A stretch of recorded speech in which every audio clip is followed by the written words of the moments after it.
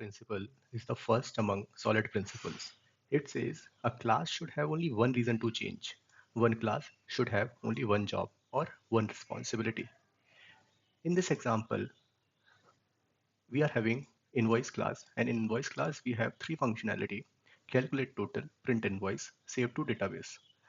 It looks logical to keep similar functionality in a class, but if you consider something bigger, if we will keep putting everything related in one class, then it will become bulky and it will exploit.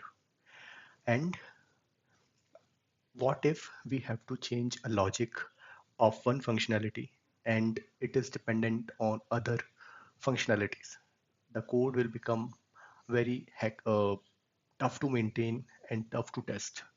So what is the better way? And for example, in this class, let's say today we are using GST for calculating tax.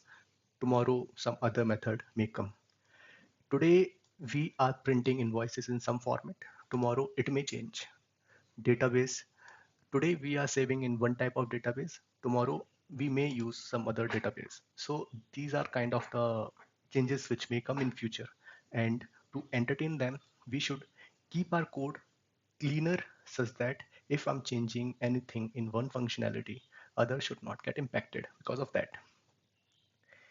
So a better way to write the same invoice class is this, where I can have a class for invoice, a different class for calculating the total of invoice. Here I can have the logic for calculating the total, similarly for print and for saving invoice into the database. Now how it will work?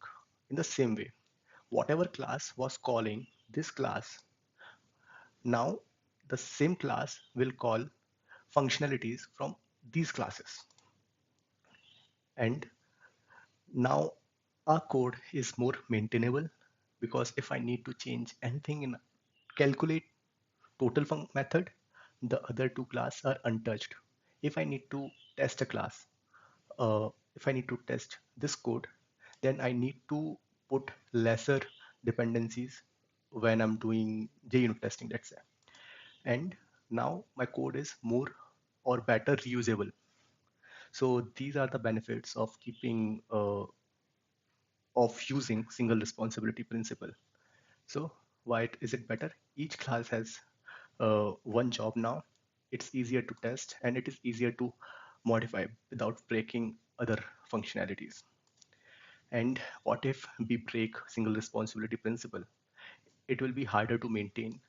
One class in which we are keeping all the functionality will become a bulky, or we can say God class with thousands of lines, and it will be very difficult to test as well. So if you are asked to in interview, we can say like single responsibility principle means a class should have only one reason to change. It improves maintainability, testability, and reduces coupling by separating concerns like business logic.